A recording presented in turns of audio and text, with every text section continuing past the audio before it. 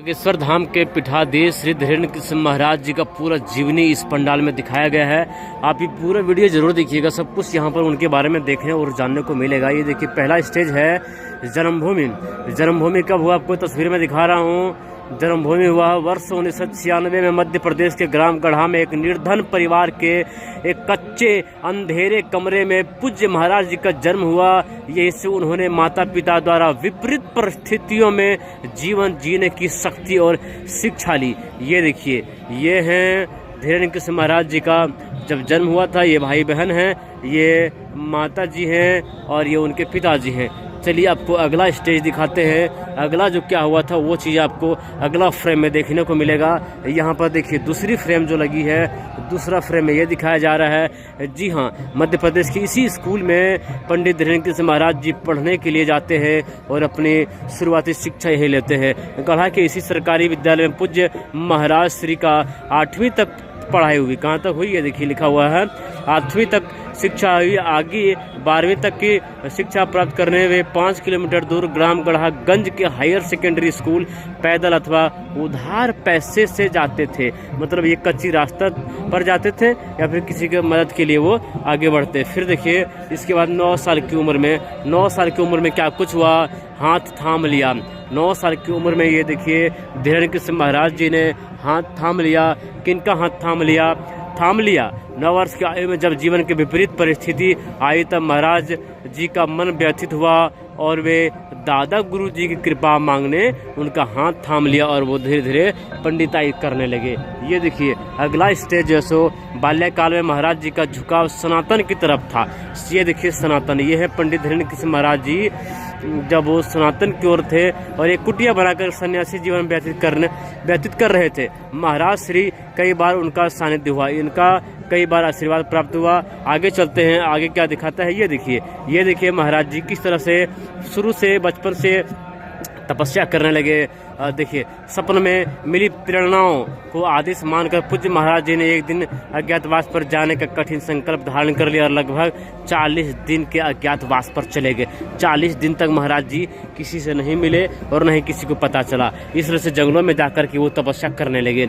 इसके बाद देखिए अज्ञातवास में मिली बालाजी की कृपा से प्राप्त कर शास्त्रीय शिक्षा और गुरु मंत्र के लिए पूज्य महाराज जी जगत गुरु तुलसी पीठाधीश्वर श्री रामभद्राचार्य जी महाराज जी के शरण में पहुंचे और उन्होंने गुरु अनुग्रह कर महाराज श्री को गुरु मंत्र प्रदान किया। यही उन्होंने जो गुरु मंत्र लिया था यही से लिए थे। इसके बाद उनका चल पड़ी महाराज जी का पूरी कहानी यहाँ पर दिखा हुआ है। ये देखिए वो किस तरह से उन्होंने अपनी क्या कहते हैं अच्छे कर्म किए। इसके बाद ये देखिए पूरी झांकी है, मेरे राम है पूज्य प्रथम वाहन। ये देखिए गुरु क्या कह सकते हैं उनका पंडित धीरेन्द्र कृष्ण जी का ये सबसे पहला वाहन है। सबसे पहला बाइक उन्होंने यही खरीदा था और इस तरह से धीरे धीरे उन्हें गौशाला भी चलाई। प्रेतराज सरकार के लिए यहाँ पर एक गाछ लगाया, जिस गाछ के पास कोई भी प्रेत नहीं टिकता। बाबा ने गौशाला शुरू करी। इसके बाद देखिए ये तमाम तरह के जो ओम बागेश्वराय नमः ये बहुत सुंदर यहाँ तस्वीरें दिखाई गई है। और ये आप देख रहे थे जिस तरह से बागेश्वर बाबा का जो कठिन जीवनचर्या हुई है। यहाँ पर देखिए बाकी और चीज़ें चलने लगी।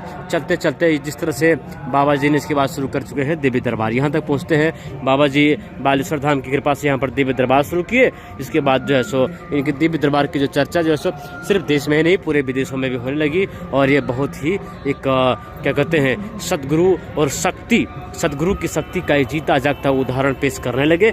जब उन्हें कथा करने लगे, जब उन्हें दिव्य दरबार शुरू कर दिया तो बाबा की तो निकल पड़ी, पूरा बाबा छा गए और सनातन को अलग जगाने देश की युवा पीढ़ी को हिंदुत्व के जड़ों और संस्कारों से जोड़ने के लिए पूज्य महाराज जी ने देश भर का भ्रमण करना प्रारंभ किया।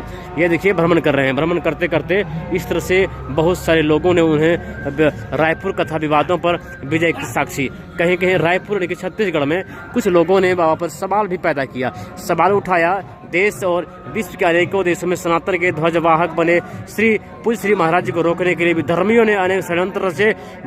वर्ष 2022-23 में रायपुर की कथा में पूज्य महाराज जी ने सभी विवादों को धराशायी कर विजय का पताका लहराई और सबका ठठरी बजा दिया। महाराज जी पर सवाल उठाने वाले का कई बार बाबा ने ठठरी बजा चुके हैं। इसके बाद कन्या विवाह की बात होती है। कन्या विवाह असहाय गरीब बच्चे बच्चियों का ये बाबा शादी करवाते हैं, विवाह करवाते हैं। बाबा बहुत बड़ा गौशाला चलाते हैं जहाँ पर कई गायों को, सैकड़ों गायों की रक्षा होती है। बाबा पेड़ के प्रति कभी सजग हैं। बाबा पेड़ लगाना पसंद करते हैं, लोगों को कहते हैं कि आप भी पेड़ लगाइए।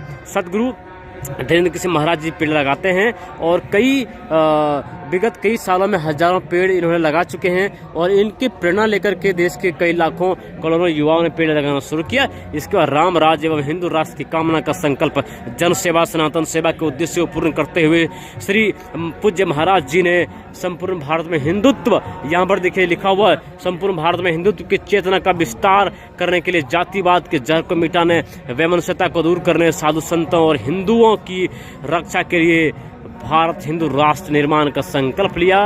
देश और दुनिया में उनके संकल्प का व्यापक समर्थन प्राप्त हो रहा है। कुछ वर्ष पहले लोग हिंदू बताने में डरते थे। पूज्य महाराज जी के प्रेरणा से आज हिंदुत्व के प्रति देश में अलग जग रहे हैं। यही है हिंदू राष्ट्र का वो झंडा, यहाँ पर देखिए लिखा हुआ है, जय हिंदू राष्ट्र, जय श्री राम। महाराज श्री धीरेन्द्र किशन महाराज जी का जीवन का आपने छोटा मोटा इस पंडाल के माध्यम से देखा। ये पंडाल बहुत ही शानदार है, इसमें पेड़ पौधों को दिखाया गया है और ये शानदार अलौकिक दृश्य आपको हम दिखा रहे थे जनता प्लस के माध्यम से। हमारा नाम है अनिल यादव, अब देखते रहिए जनता प्लस को। अपनी प्यारा आशीर्वाद हमें दीजिए और अपने आप को सौभाग्य बनाइए। सौभाग्यशाली बनाने के लिए आप कमेंट बॉक्स में साधु जी, सीताराम लिखिए। हर हर महादेव। सब पर बालाजी की कृपा बनी रहे।